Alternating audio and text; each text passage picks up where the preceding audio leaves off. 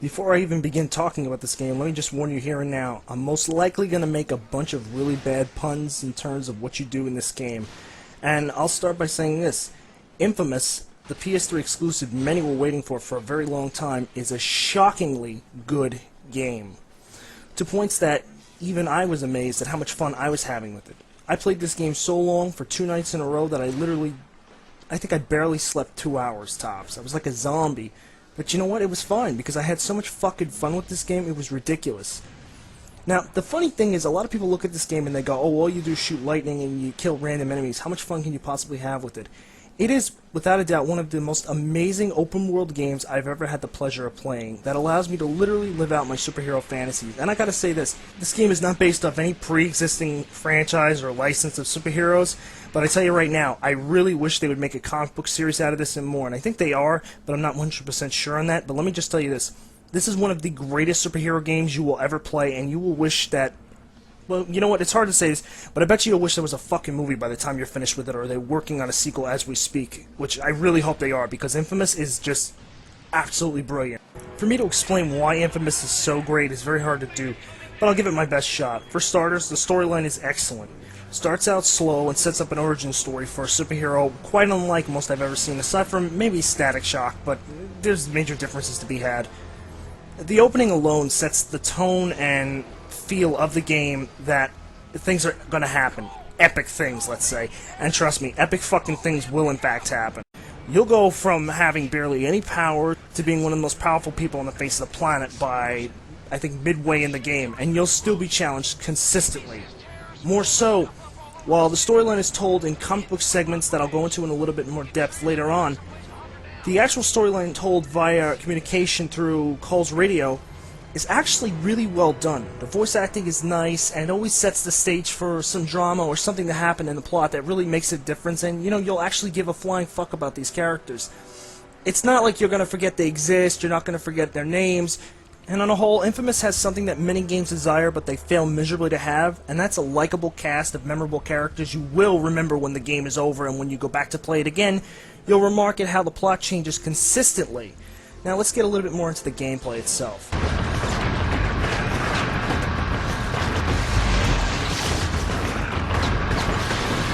The main character, Cole, in Infamous is pretty much a living, breathing battery. A guy that can shoot electric bolts right at your ass and fry you 6 seconds flat. Pretty much, these powers may not look that interesting in video format, but trust me, once you get control of them and you get, like, let's say the power where you can control that huge ball of electricity I just showed you, or that, the sniper shot, you're really going to have some fun. And yes, you can shoot people in the nads with electricity, and I'm telling you right now, it fucking never gets old.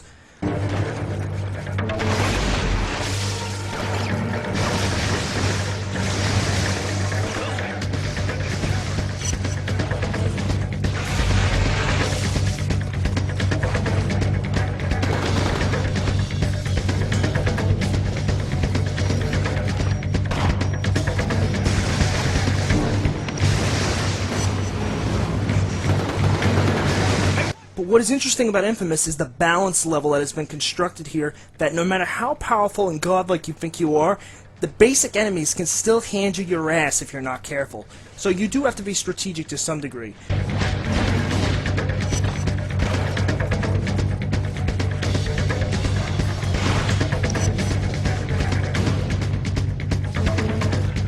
What I'm showing here is early on in the game, but it still gives a good example of how you have to actually kind of wait things out, time your attacks, and be cautious. And I understand this is early on in the game, but it really doesn't matter, because even here I've watched many people get killed almost instantaneously, because they didn't consider that despite the fact that you can shoot electricity out of your wrists like no tomorrow, it doesn't mean that you're invincible. Just because you can charge up on poles and things like that doesn't mean you're going to survive instantaneously.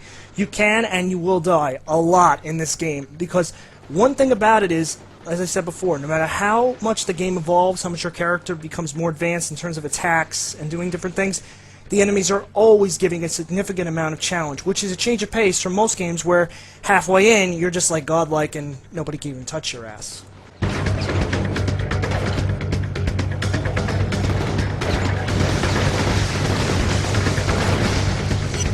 shame of doing a review of this game is that you really don't have to cover much in the way of bases. The game looks fantastic, it sounds fantastic, and it plays just as easy as it looks. All the main controls, everything you've got to do are mapped to the controller, so there's no funky menus to play with or anything to kind of tool around with, let's say. But if it had one problem, I think this game would fall into the problem that it is just way too fucking addictive.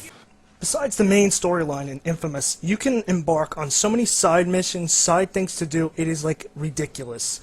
Aside from helping out the locals with their various problems, such as I'm about to right now, there are shards to collect, things to see, and events to encounter that, when you add it all up, there is so much fucking replay value in this game, it's pretty much a no-brainer that you should already own the damn game. And once you get to set objective points to complete said missions, all fucking hell breaks loose.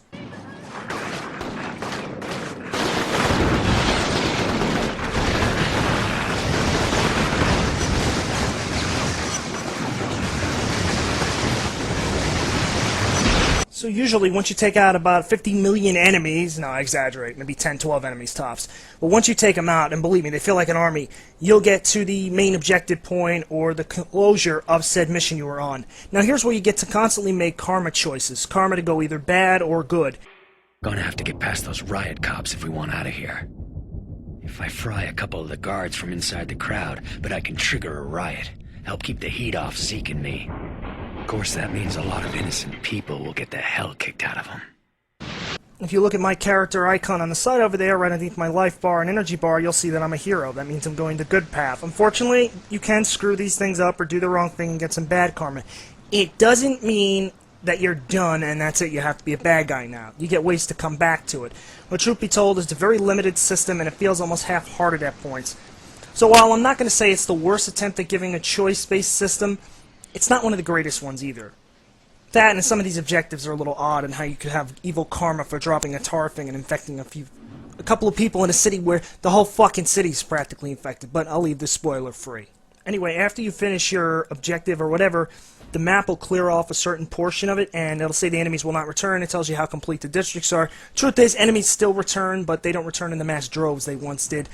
The funny thing about Infamous, however, is that when you think, mission-based objectives, you don't think too much variety. Well, Infamous throws you for a loop, I guess you could say. Take a look at one of my absolute favorite missions in this game. A Reaper conduit in the park has disguised himself as a pedestrian. Now, I'm not saying it's the most creative thing in the world, but at the same time I'm saying it's a nice variety on what you usually see. Most objectives in games, especially free roaming games, are go here, get this, or go there and kill this person. And while Infamous has a lot of those, it varies things up. There's other missions where you have to pose for photographs, you have to save hostages, etc. I'm not saying it's the most original thing in the world, because it certainly isn't, but the way they added slight variety to the usual suspect of game things really works and really adds to it. The other thing that adds to it is that Infamous feels alive. This city feels like it's really there. People are hustling and bustling to go places, do things. And if you're a hero, they'll stop, take photographs, cheer your name out. Girls on their phones will tell them they want to have your babies. It never gets old. You really feel involved, and you'll love being in this city. And again, this is beyond the single-player storyline, which is fantastic, and I have no intentions of spoiling whatsoever, with great boss battles, set-piece moments, and a ton of stuff. Last thing I want to talk about, however, is how they presented most of the cinematics in this game.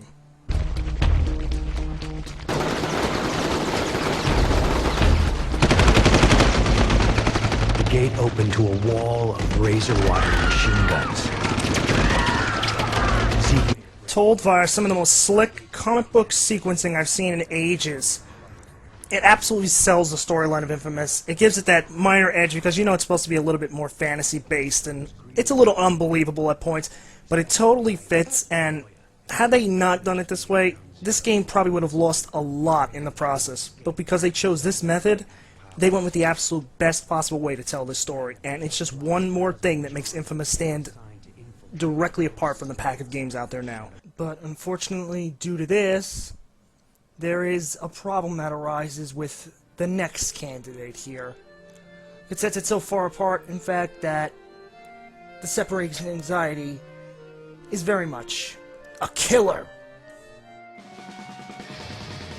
And so, once again, it begins just like last time. But ask yourself this, Kitty Vinkies, doesn't it seem like something's missing? Oh, we'll find out about that soon, won't we? Next time on Context Sensitive. Break. Because even the most fragile of minds will eventually just shatter. Now won't they? Oh, they will. Trust me on that.